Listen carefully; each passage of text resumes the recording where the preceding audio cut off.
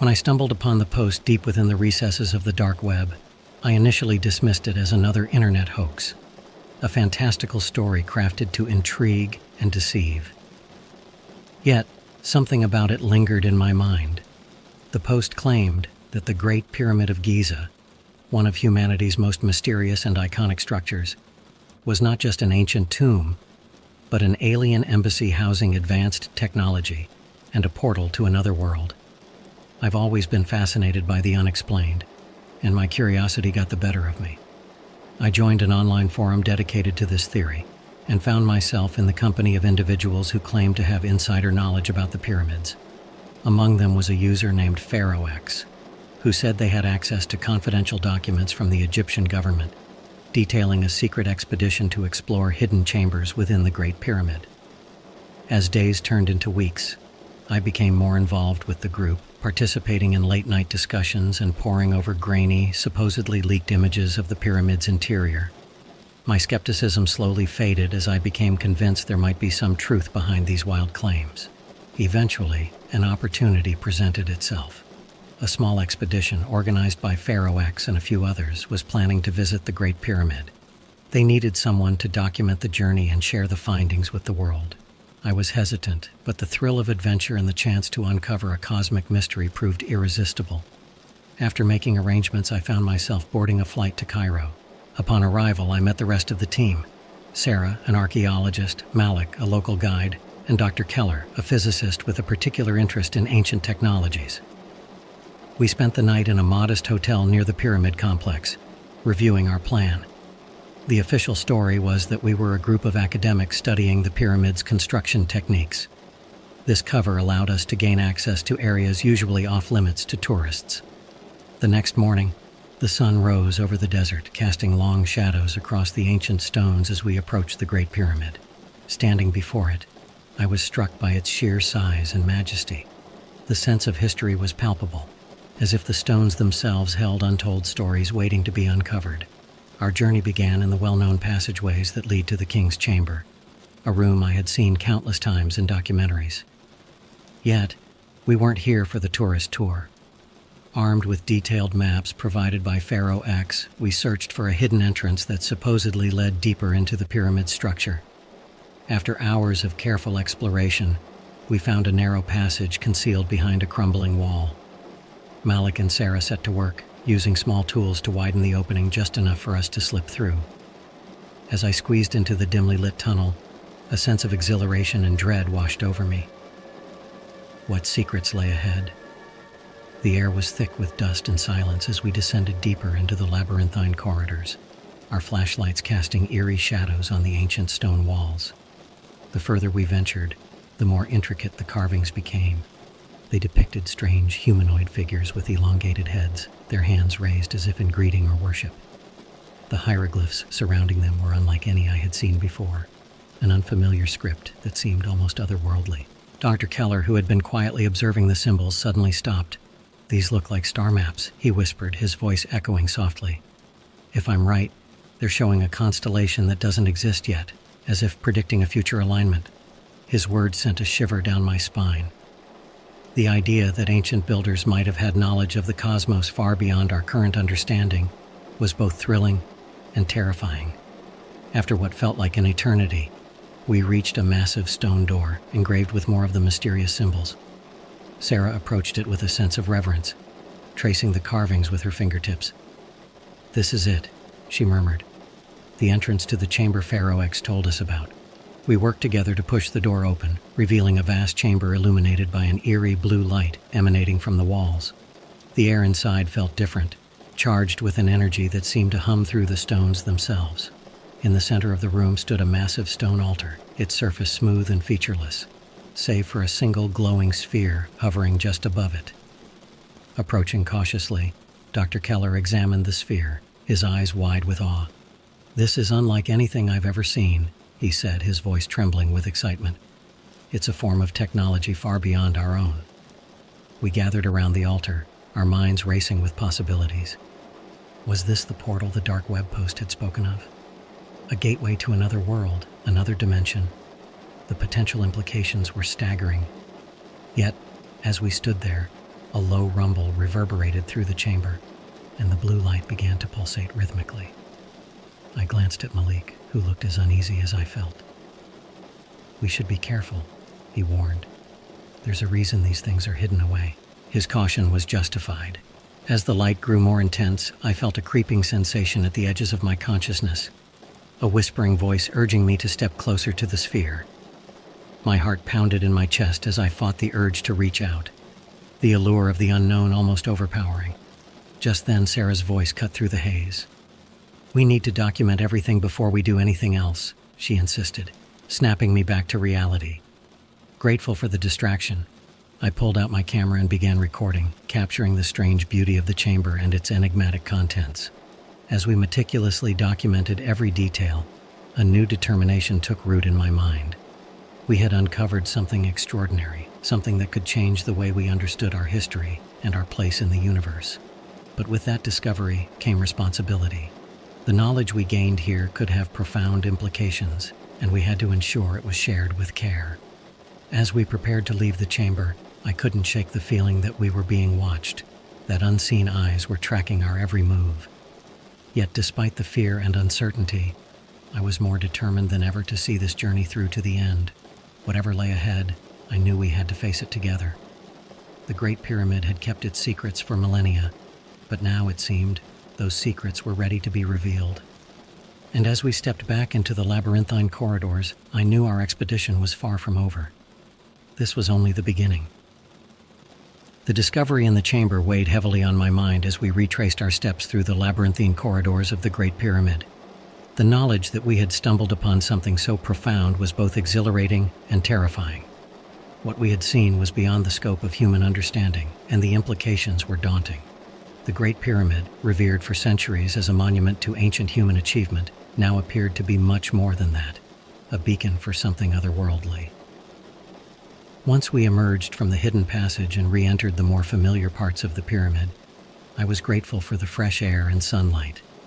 The world outside felt unchanged, oblivious to the monumental discovery we had just made. But within our small group, the atmosphere was electric with unspoken questions and possibilities.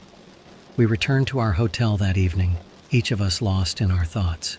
As night fell over Cairo, the city lights twinkling in the distance, we gathered in my room to discuss our next steps. The enormity of our discovery weighed heavily on us, and we knew we needed to approach the situation with caution and responsibility. Dr. Keller was the first to speak. "The sphere we saw in that chamber is something unlike anything I've ever encountered," he said, his voice filled with wonder. "If it's truly a piece of advanced technology, it could change everything we know about human history and our place in the universe." Sarah nodded, her eyes alight with excitement. "This could be the key to unlocking the mysteries of the pyramids and their true purpose. We need to document everything carefully and ensure this knowledge is shared with the world." Malik, our guide, looked more apprehensive. "We must be careful," he warned. "The secrets of the pyramids have been guarded for millennia. There may be forces that do not wish for this knowledge to be revealed." His words cast a shadow over our discussion, reminding us of the potential dangers we faced. But even as doubt and fear crept in, my resolve only strengthened. We had stumbled upon a revelation that could change the course of history, and we had a duty to see it through. As we continued to debate our next move, a soft knock on the door interrupted us. It was the hotel manager, a kindly man who had shown us nothing but hospitality since our arrival. He handed me a sealed envelope, explaining that it had been delivered to the front desk for me earlier that evening. Inside the envelope was a simple note, written in neat, precise handwriting. "Beware the eyes that watch in silence. Not all who seek the truth do so with pure intentions." The cryptic message sent a chill down my spine, confirming our suspicions that we were not alone in our pursuit of the pyramid's secrets. But who could have sent it, and what did they know about our discovery? Determined to uncover the truth, we decided to return to the pyramid the following day, armed with our equipment and a newfound determination. We needed more information, more evidence to piece together the puzzle we had stumbled upon. The next morning, as the sun cast its golden glow over the desert sands, we made our way back to the Great Pyramid. Our plan was to revisit the hidden chamber and conduct a more thorough examination of the sphere and its surroundings. Upon arrival, we found the area surprisingly quiet, with fewer tourists than the previous day. We took it as a good sign, hoping it would allow us to explore undisturbed. As we approached the hidden entrance, I felt a strange sensation wash over me, as if the pyramid itself was aware of our presence and our intentions. Once inside, we navigated the now familiar passageways until we reached the stone door. Pushing it open, we found the chamber just as we had left it, the sphere hovering silently above the altar, its blue light casting an ethereal glow. We set to work immediately, photographing the strange symbols and hieroglyphs that adorned the walls. Dr. Keller took detailed notes on the sphere's properties, theorizing about its possible functions and origins. As we examined the chamber, Sarah made a startling discovery. Hidden in the shadows near the altar was a small, intricately carved box made of the same stone as the pyramid itself. She opened it carefully, revealing a collection of ancient scrolls written in the same unfamiliar script we had seen on the walls. "These could be the key to understanding what we're dealing with," Sarah said, her voice filled with awe as she gently unrolled one of the scrolls. As we worked together to translate the symbols, a picture began to emerge. The scroll spoke of a prophecy, a time when the stars would align, and beings from another world would return to claim what was rightfully theirs. The sphere, it seemed, was a gateway, a means of communication, or perhaps even a portal to another realm. The realization hit us hard. If the prophecy were true, then our discovery had far-reaching implications. The Great Pyramid was not just an alien embassy. It was a beacon signaling the return of an ancient civilization, one that could potentially change the course of human history. But as we delved deeper into the scrolls, a sense of unease settled over us. The prophecy also spoke of a threat, a danger posed by those who sought to misuse the knowledge and power contained within the pyramid. It warned of a dark force that would rise if the gateway were opened without understanding its true purpose. As the day drew to a close, we knew we had uncovered something monumental, but we also understood that our journey was just beginning. We had only scratched the surface of the pyramid's secrets, and the path ahead was fraught with danger and uncertainty. Yet, despite the challenges we faced, I felt a sense of resolve and determination. We had a duty to see this through, to ensure that the truth was revealed to the world. As we left the chamber and made our way back through the winding corridors, I knew we were on the brink of something extraordinary, a discovery that could change the course of history and redefine our understanding of the universe. And as we stepped out into the fading light of the Egyptian sunset, I couldn't shake the feeling that we were being watched, that unseen eyes were tracking our every move. But even in the face of such uncertainty, I knew we had to continue our journey to uncover the truth hidden within the Great Pyramid and the secrets of the alien embassy it contained. Our return to the hotel was marked by a mix of excitement and apprehension. The discoveries we made in the hidden chamber of the Great Pyramid were nothing short of revolutionary, but the cryptic warning I received and the eerie sensation of being watched cast a shadow over our achievements. That evening, we gathered once again to discuss our findings. Sarah had managed to decipher more of the ancient scrolls, and the details were both fascinating and unsettling. According to the texts, the Great Pyramid served as a communication hub for an advanced civilization from another world. This civilization had once interacted with the ancient Egyptians, sharing knowledge and technology that allowed them to build such monumental structures. The scrolls suggest that the beings are not malevolent, Sarah explained, her eyes reflecting a mix of excitement and concern. But there are those who wish to exploit their knowledge for their own gain, and that's where the danger lies. Dr. Keller nodded thoughtfully. If these beings truly exist and have the power to travel between worlds, we need to be extremely cautious. The potential for misuse is enormous. Malik, who had been quiet during our discussion, spoke up. We need to consider the implications of revealing this information. If word gets out, it could lead to chaos, especially if people with less than honorable intentions get involved. His words hung heavily in the air. We were standing at the precipice of a discovery that could change the world. But with that discovery came immense responsibility. We needed to tread carefully and ensure that our actions were guided by integrity and wisdom. The next morning, we returned to the Great Pyramid with renewed determination. We had decided to spend the day gathering as much information as possible, focusing on understanding the sphere's purpose and the true meaning behind the prophecy. As we approached the pyramid, the morning sun cast long shadows across the sand, creating an almost mystical atmosphere. We made our way back to the hidden chamber, feeling a sense of urgency to uncover more of its secrets. Inside, the sphere continued to emit its soft blue light, casting an ethereal glow over the chamber. Dr. Keller set up a series of instruments to measure the sphere's energy output and attempt to determine its function. Meanwhile, Sarah and I focused on photographing and documenting every detail of the chamber and its inscriptions. As we worked, the air in the chamber seemed to thrum with an energy that was almost palpable. It was as if the pyramid itself was alive, aware of our presence and our intentions. I couldn't shake the feeling that we were on the brink of something extraordinary, a revelation that could redefine our understanding of history and humanity's place in the cosmos. While examining one of the walls, Sarah discovered a hidden panel that opened to reveal a set of levers and gears, intricately crafted and astonishingly well preserved. We speculated that this mechanism was part of the pyramid's internal workings, perhaps controlling access to the chamber, or even the sphere itself. Intrigued by the discovery, Dr. Keller examined the mechanism closely. "This technology is far more advanced than anything that should have existed during the time of the pharaohs," he remarked, his voice tinged with awe. "If this is indeed a product of alien engineering, it's no wonder the Egyptians revered these beings as gods." With great care, we decided to activate the mechanism, curious to see what it might reveal. As we manipulated the levers, the chamber resonated with a low hum, and the walls began to shift, revealing a hidden passageway leading deeper into the pyramid.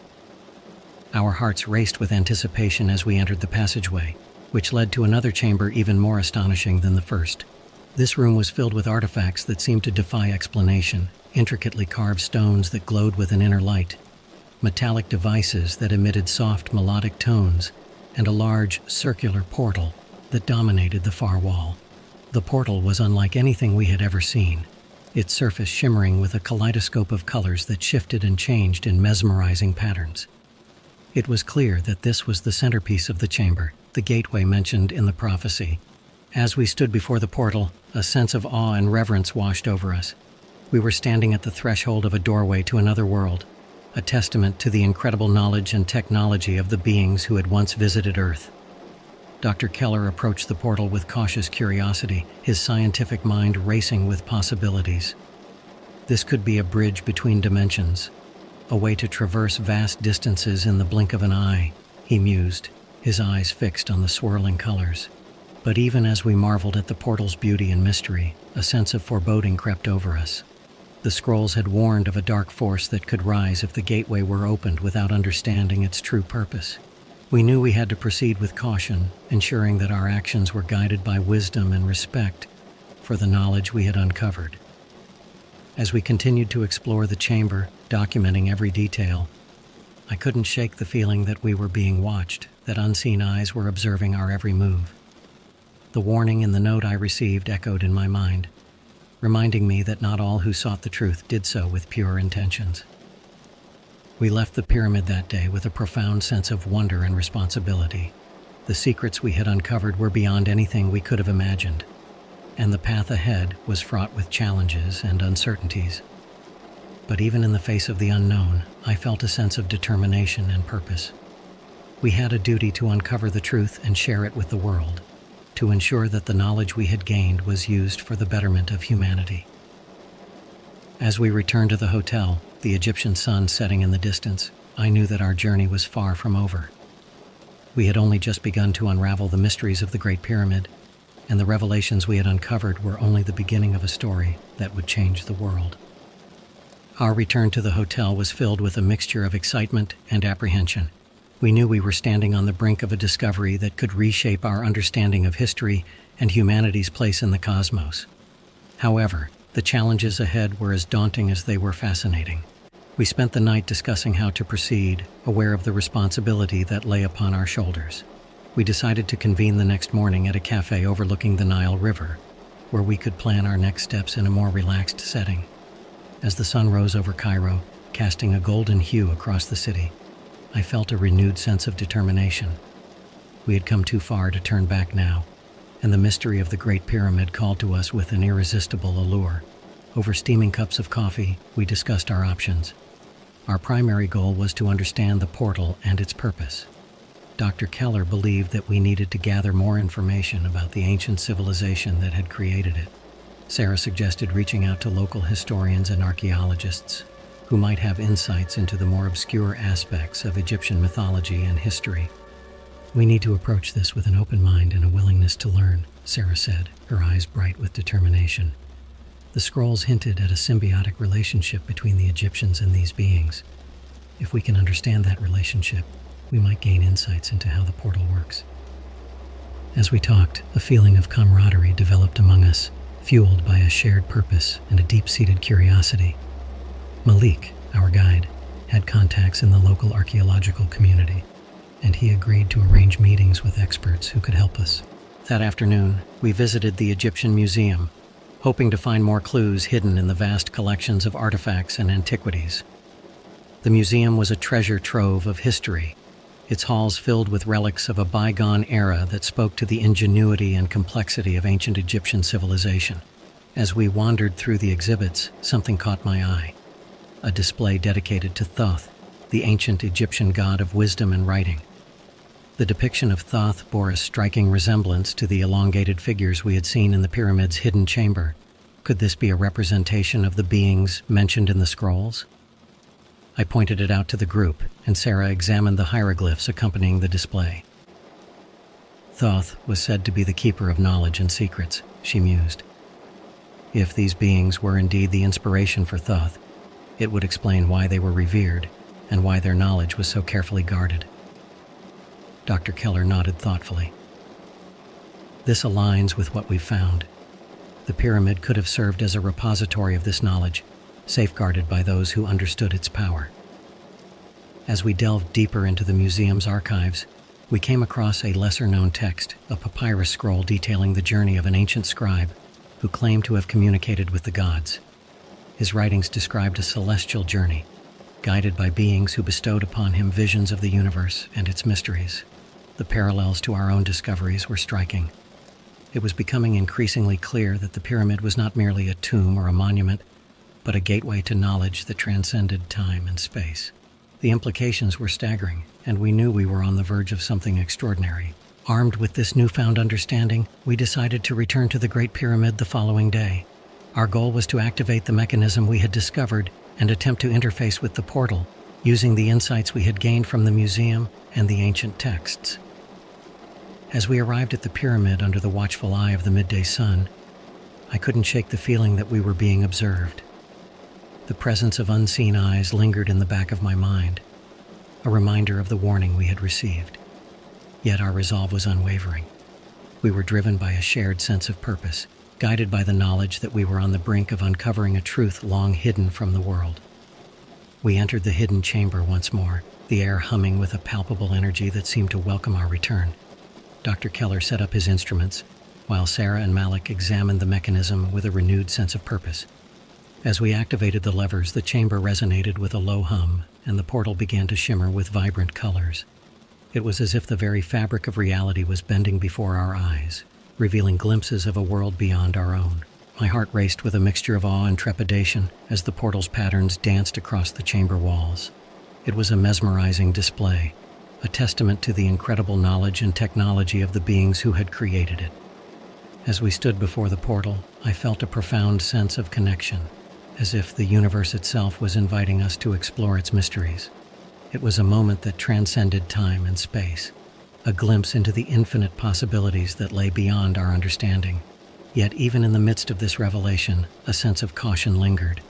We knew that the power contained within the portal was immense, and its potential for both good and ill was beyond our comprehension. We had to proceed with care, guided by wisdom and a deep respect for the knowledge we had uncovered. As we prepared to leave the chamber, a sense of purpose filled my heart.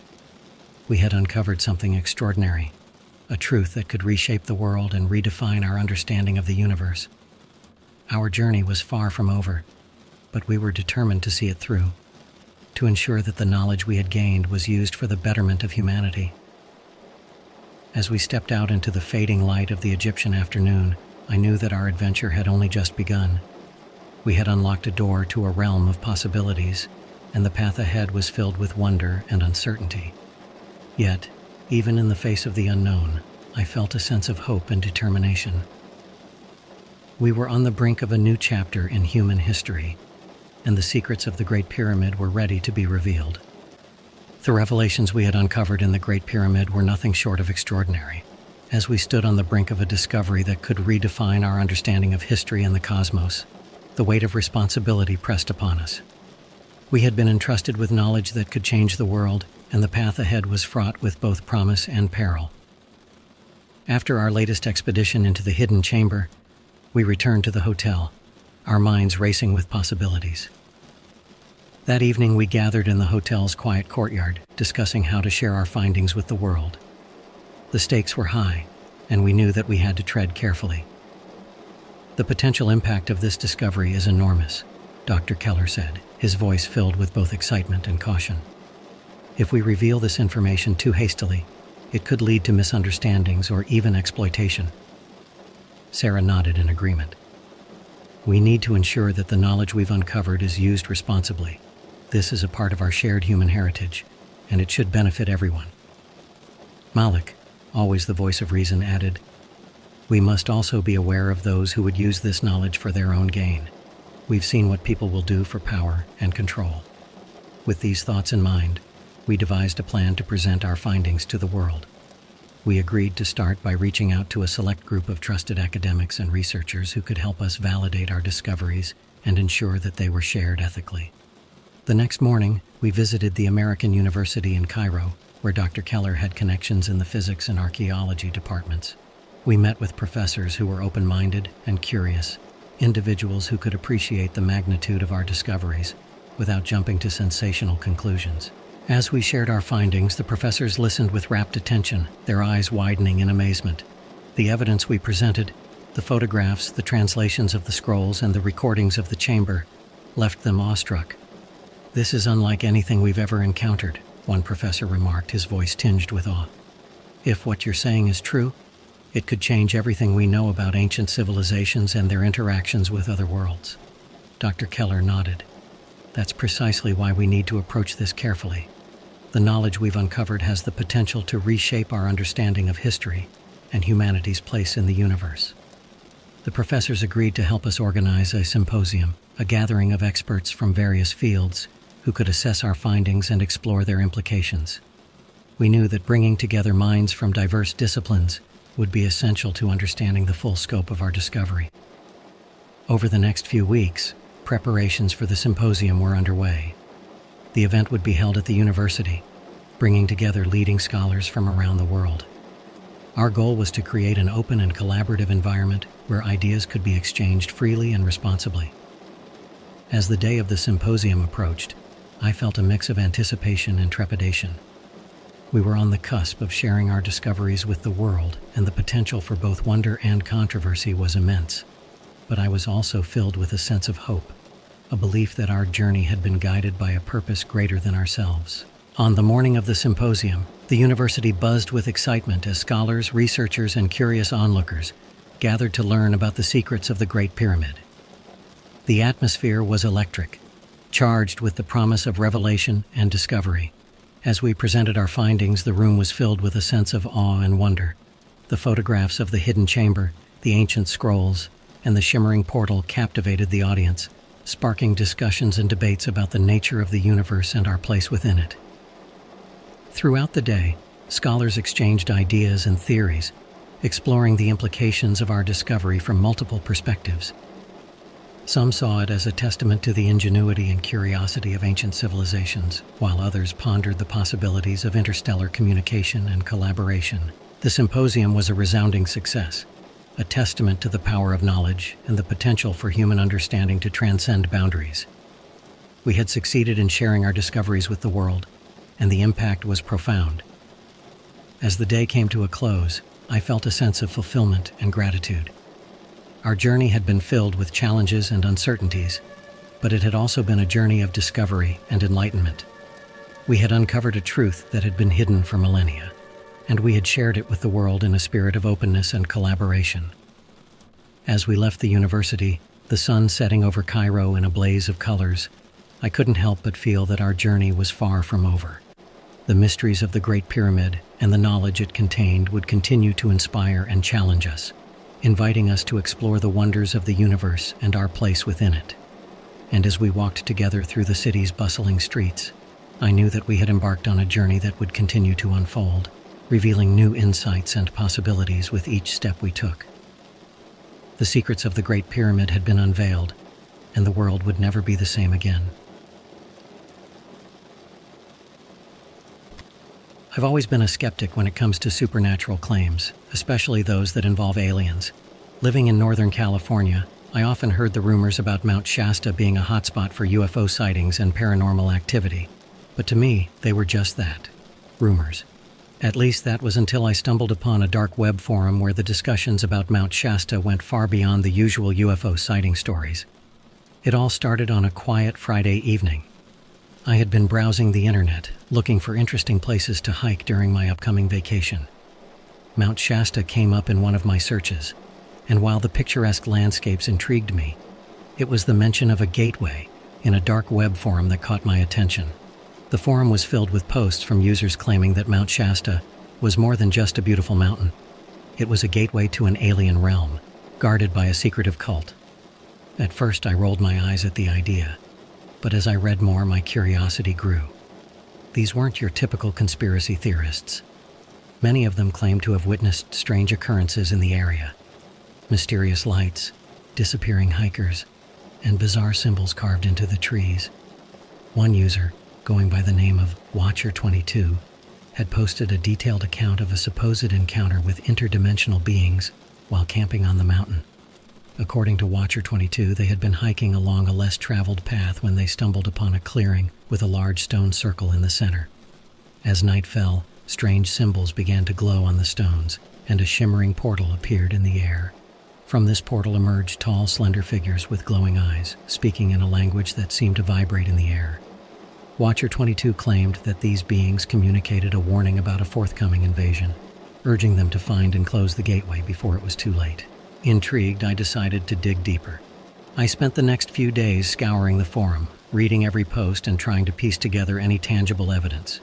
I discovered that many of the users had attempted to uncover the truth themselves but were met with roadblocks, either from local authorities or mysterious strangers who warned them to stay away. It was at this point I decided to take a trip to Mount Shasta myself. Armed with a backpack, a camera, and a journal, I set out on what I initially thought would be just an exciting hike filled with beautiful vistas. Little did I know that my skepticism was about to be shattered. Upon arriving at Mount Shasta, the atmosphere felt different from any other hiking trip I'd been on. The air seemed charged with an unexplainable energy, and as I began my trek, I couldn't shake the feeling that I was being watched. I tried to dismiss it as paranoia from the stories I'd read, but the sensation was persistent. As I ventured deeper into the forest, I started noticing things that seemed out of place. Strange symbols carved into tree trunks, almost like runes, and peculiar arrangements of stones that appeared intentionally placed. The deeper I went, the more frequent these symbols became. After hours of hiking, I stumbled upon a clearing that looked eerily similar to the one described by Watcher22. In the center was a large stone circle, partially covered in moss and leaves, but the engravings on the stones were unmistakable. As I approached, a chill ran down my spine. It was as if the very air around the circle was vibrating with a low hum. Suddenly the hum intensified, and the stones began to glow faintly. I froze in place, a mix of fear and awe paralyzing me. My heart pounded in my chest as I slowly backed away, but my curiosity urged me to stay. I fumbled for my camera, determined to capture evidence of what I was witnessing. Just as I was about to take a picture, I heard a rustling in the bushes behind me. I spun around, half expecting to see a deer or a bear, but instead, I saw a group of people emerging from the trees. They were dressed in long dark robes with hoods that obscured their faces, and they moved silently toward me. Panic set in as I realized these were likely the cult members I'd read about. My first instinct was to run, but something held me in place. The group stopped a few feet from me, and one of them stepped forward, pulling back their hood to reveal an older woman with piercing blue eyes. "You shouldn't be here," she said, her voice calm yet firm. "This is a sacred place and you are trespassing." I stammered an apology, trying to explain that I was just a curious hiker who had gotten lost. The woman's expression softened slightly, but there was still a hint of warning in her gaze. "Leave now," she instructed, "and speak of this to no one." With my heart pounding and my mind racing, I nodded and backed away slowly, turning to make my way back to the trail. I couldn't shake the feeling that I had stumbled upon something far beyond my understanding. As I made my way down the mountain, I couldn't help but wonder what would have happened if I had stayed in that clearing a moment longer. The hum of the stones still echoed in my ears, and the image of the cult members was burned into my mind. I knew I had to return and uncover the truth, no matter the risks. The drive back from Mount Shasta was a blur. My mind was racing with the events of the day, and I couldn't stop thinking about the stone circle, the strange symbols, and the mysterious group that confronted me. Despite the woman's warning, my curiosity was piqued more than ever. I felt as though I was standing on the edge of a vast mystery, and the temptation to dive deeper was irresistible. Once I returned home, I spent hours poring over my notes and reviewing the few pictures I had managed to take before the encounter. Most were of the trail and surrounding forest, but there was one image of the stone circle, the engravings faintly visible even in the dim light. I uploaded the picture to the dark web forum and asked if anyone else had seen the same symbols. The response was immediate. Several users claimed to recognize the symbols as part of an ancient language, supposedly used by extraterrestrial beings to communicate with humans. The language was said to have been lost over centuries, but fragments appeared in certain locations around the world, often tied to unexplained phenomena. A user named Glyph Seeker reached out to me privately, offering more information in exchange for details about my experience. Curiosity once again got the better of me, and I agreed to chat with Glyph Seeker. We exchanged messages late into the night, and I learned that they were a linguist who had spent years studying these symbols. According to them, the language was not just a means of communication, but a way to open portals between dimensions. Each symbol acted as a key, and when used in the correct sequence, they could manipulate space and time. Glyph Seeker explained that the stone circle was likely a gateway, a point where our world and another intersected. The cult members I encountered were probably guardians of the gateway, ensuring that no one inadvertently triggered an opening. They warned me that the portal was unstable, and any interference could have dire consequences. Despite the ominous warnings, I couldn't shake the feeling that I was meant to uncover more. A part of me believed that the prophecy mentioned by Watcher 22 was real, and that I had a role to play in preventing an alien invasion. As far-fetched as it sounded, the idea tugged at my sense of adventure and responsibility. Determined to learn more, I decided to return to Mount Shasta, this time with a plan. I spent the next few days preparing, gathering supplies, and researching anything I could find on portal lore and alien encounters. I even invested in a small drone, hoping to capture aerial footage of the stone circle without drawing attention. Before setting out, I shared my intentions with Glyph Seeker, who provided me with a rudimentary translation of some of the symbols. They believed the sequence engraved on the stones was incomplete, and warned me to be cautious in case the cult was more dangerous than they appeared. Armed with this knowledge, I felt more confident, though still a bit apprehensive about what I might discover. The return trip to Mount Shasta felt different. I was no longer just a curious hiker, but someone on a mission. As I reached the base of the mountain, I took a deep breath, feeling a mix of excitement and fear. I followed the same trail as before, but this time I was more observant, noticing details I had missed during my first visit. The forest was alive with sounds, birds chirping, leaves rustling in the wind, but I couldn't shake the feeling that something was watching me. I pushed the thought aside, focusing on my goal. After several hours, I arrived back at the clearing with the stone circle, my heart pounding with anticipation. I deployed the drone, carefully guiding it over the circle to get a closer look at the symbols. As the drone hovered above, I watched the live feed on my phone, capturing images and video of the engravings. Suddenly, the screen flickered and the drone's camera picked up a faint glow emanating from the stones, similar to what I had seen on my previous visit. Before I could process what was happening, the air around me began to hum, growing louder with each passing second. Panic surged through me as I realized the portal was beginning to activate. I scrambled to bring the drone back, hoping I hadn't inadvertently triggered something dangerous. Just as I regained control of the drone, I heard footsteps approaching. My heart raced as I turned to see the same group of robed figures emerging from the forest, their expressions unreadable beneath their hoods. The woman who had spoken to me before stepped forward, her eyes fixed on me with a mix of curiosity and caution. "You've returned," she said, her voice carrying an edge of surprise. "I warned you to stay away." "I know," I replied, my voice trembling slightly. "But I need to understand what's happening here. The portal, the symbols, it's all connected to something much larger, isn't it?" The woman hesitated, then nodded. "Yes, but it's not for you to meddle in. This place is sacred, and the balance is delicate. We are the guardians, tasked with ensuring the gateway remains closed." "But what about the prophecy?" I pressed. "Is there really an alien invasion coming?" She sighed, looking around at the other cult members before speaking. "The prophecy speaks of a time when the veil between worlds will weaken, and beings from beyond will attempt to enter our realm. If the gateway is not sealed, it could spell disaster for our world." Her words sent a shiver down my spine, and I realized the gravity of the situation. This wasn't just a story or a conspiracy. It was real, and somehow I was involved. "I want to help," I said, determination rising within me. "Tell me what I need to do."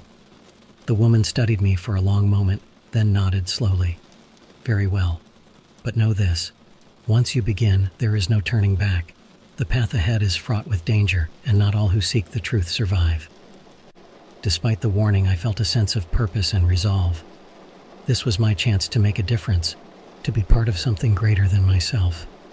With a deep breath, I nodded in agreement, ready to face whatever challenges lay ahead. My conversation with the woman had left me feeling both anxious and resolute. She introduced herself as Ilara, the leader of the group tasked with guarding the gateway at Mount Shasta. Her explanation of the prophecy lingered in my mind, and I knew I had to stay and learn more. Ilara led me to a small campsite tucked away in the forest. It was simple, with a few tents and a central fire pit, but the atmosphere was calm and welcoming. The other members of the group, though initially wary of me, began to warm up as Ilara explained my intentions. "We've been watching this area for generations," Ilara told me as we sat by the fire, the sun setting behind the towering trees. "Our ancestors discovered the gateway centuries ago, and we've been its protectors ever since." I listened intently, taking in every word. Ilara explained that the symbols on the stones were indeed part of an ancient language, one that allowed communication with beings from other dimensions. She revealed that their role as guardians was not only to keep the portal closed, but also to prevent the wrong people from using it for malicious purposes. "What would happen if the gateway were opened?" I asked, my curiosity piqued. Ilara hesitated before answering, her expression serious. "The balance between our world and theirs would be disrupted. It could lead to chaos, widespread panic, environmental disturbances, and potentially hostile encounters with those from the other side." The weight of her words settled over me. This was a responsibility far beyond anything I had imagined, and yet I felt drawn to it. I had the chance to be part of something that could protect our world from unimaginable danger. Ilara sensed my determination and began to explain their plans to close the gateway permanently. According to the ancient texts, the portal could be sealed using a specific sequence of symbols, combined with a ritual performed during a lunar eclipse, which was just a few days away. "We need your help to complete the sequence," she said, her eyes meeting mine with an intensity that sent a shiver down my spine. "You've seen the gateway and survived its activation. This makes you uniquely connected to it, and we believe you have a part to play in this." I nodded, feeling the weight of the responsibility settle on my shoulders. It was daunting, but I knew I couldn't walk away now. This was bigger than any fear or doubt I might have had. The next few days were a blur of activity as we prepared for the ritual. Ilara and the others taught me the meanings of the symbols and the importance of their sequence. I spent hours practicing the ritual, committing every detail to memory, knowing that failure was not an option. In the evenings, we gathered around the fire, sharing stories of past encounters and the history of their group. Despite the gravity of our mission, there was a sense of camaraderie and hope. We were united by a common purpose, and it felt empowering. On the night of the eclipse, the air was charged with anticipation. The forest was eerily quiet as we made our way to the clearing, the moon casting a pale light over the stone circle. I felt a mix of excitement and nervousness, knowing that this was the moment we had been preparing for. As the eclipse began, the stones glowed faintly, the symbols pulsating with an otherworldly light.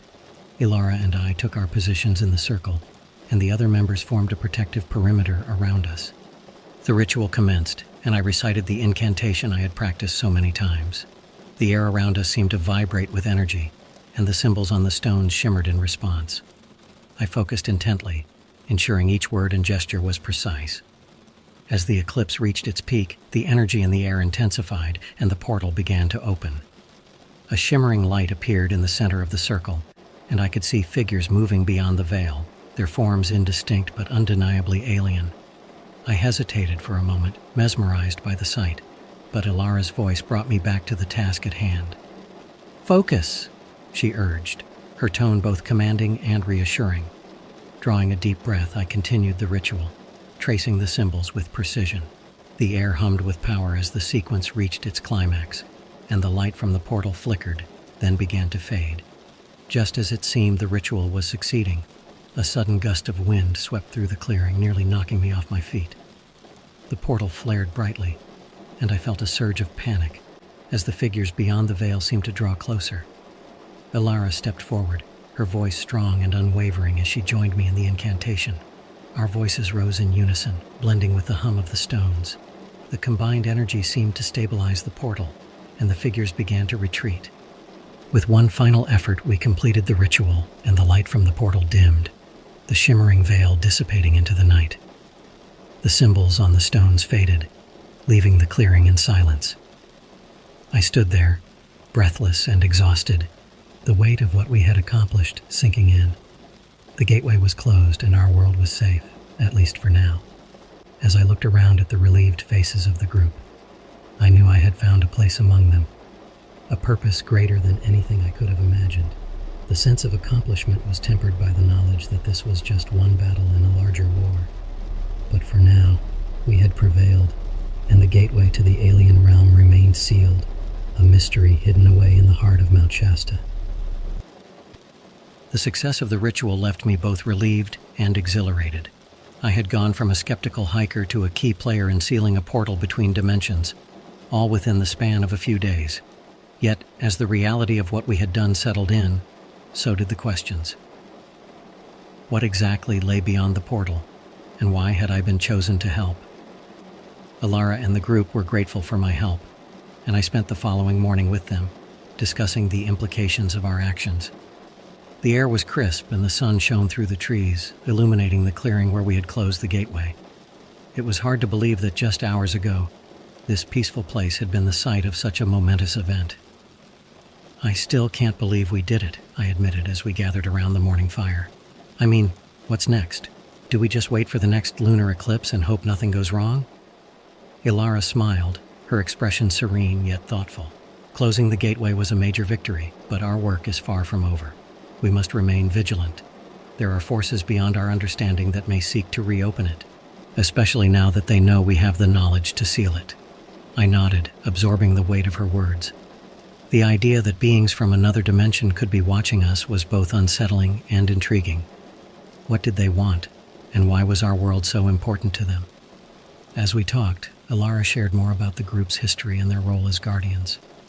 They had been chosen through generations, each member drawn to Mount Shasta by a sense of duty and purpose.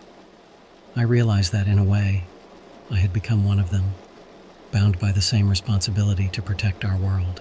Despite the seriousness of our mission, the group was a tight-knit community, and I felt a growing sense of belonging among them.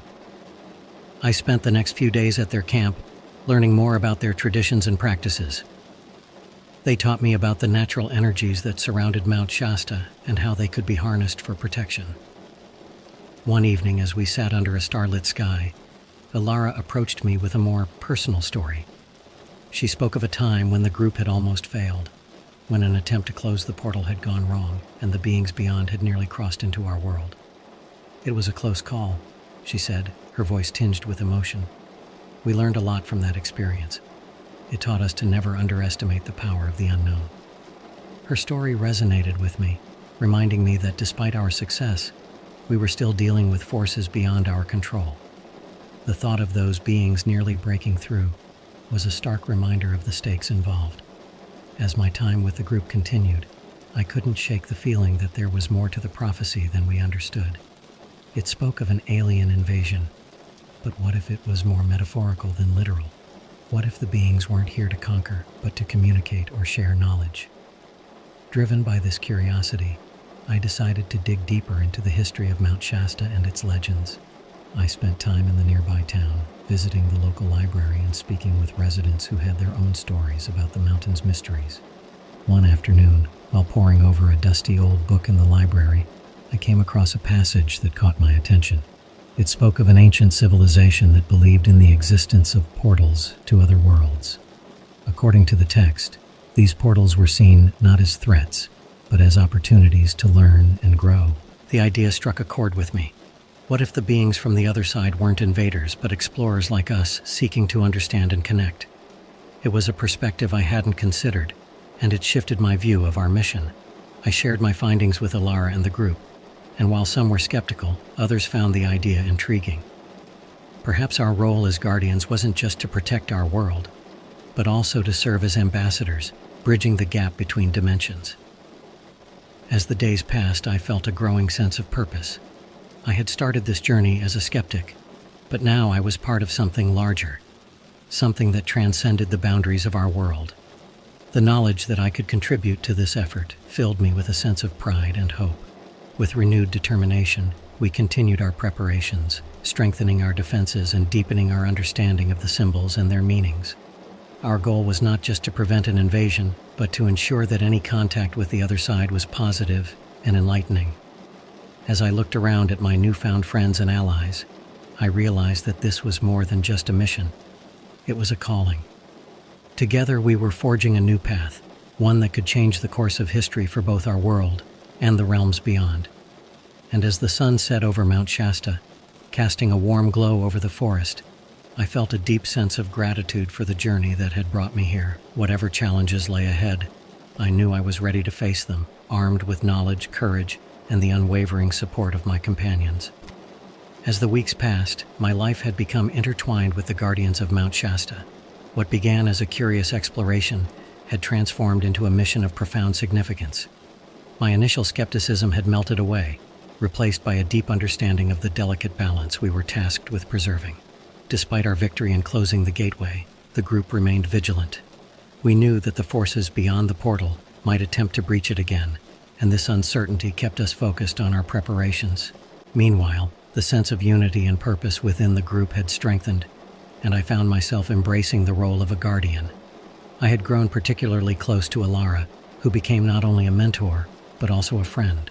Her knowledge and wisdom guided me, and her unwavering belief in our mission inspired everyone around her. We spent many evenings discussing our theories about the beings beyond the portal, and how our understanding of them could shape our future interactions. One afternoon, while we were reviewing the ancient texts, Alara brought up an intriguing idea. What if we could establish a form of communication with them? She suggested, her eyes alight with curiosity. Instead of viewing them solely as a threat, we might learn from them and even collaborate for mutual benefit. Her suggestion sparked a lively discussion among the group.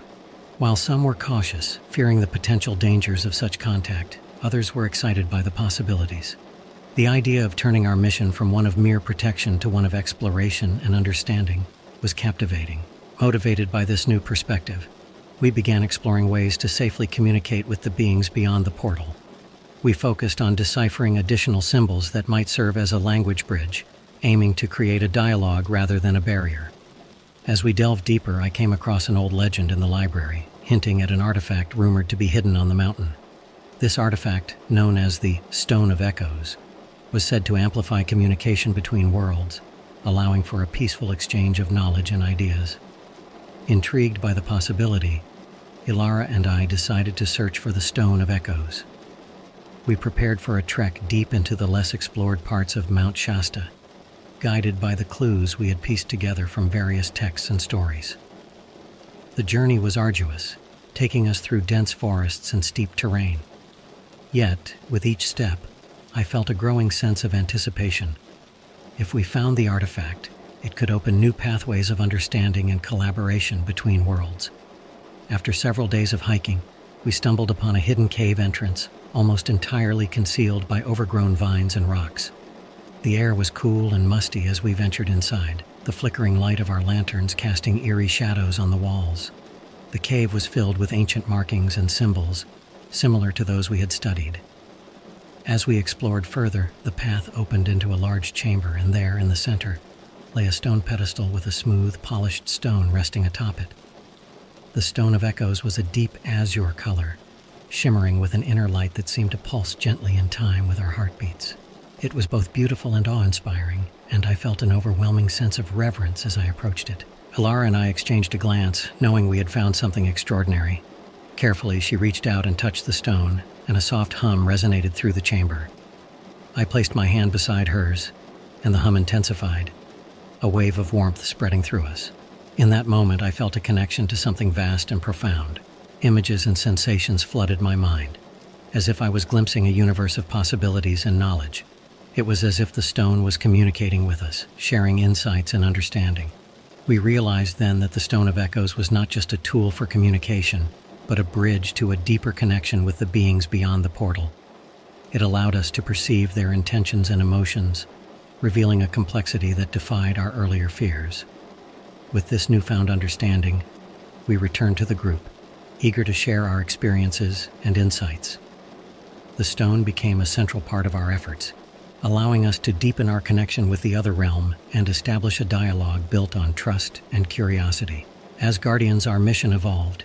We continued to protect the gateway, ensuring that the balance between worlds remained intact. But now, we also embraced the role of ambassadors, seeking to foster a relationship that could benefit both realms. Mount Shasta remained a place of mystery and wonder, its secrets now a part of our shared journey. As I stood on the mountain summit, gazing at the vast expanse below, I felt a profound sense of peace and purpose. Our efforts had opened a new chapter, one filled with hope and potential for a brighter future.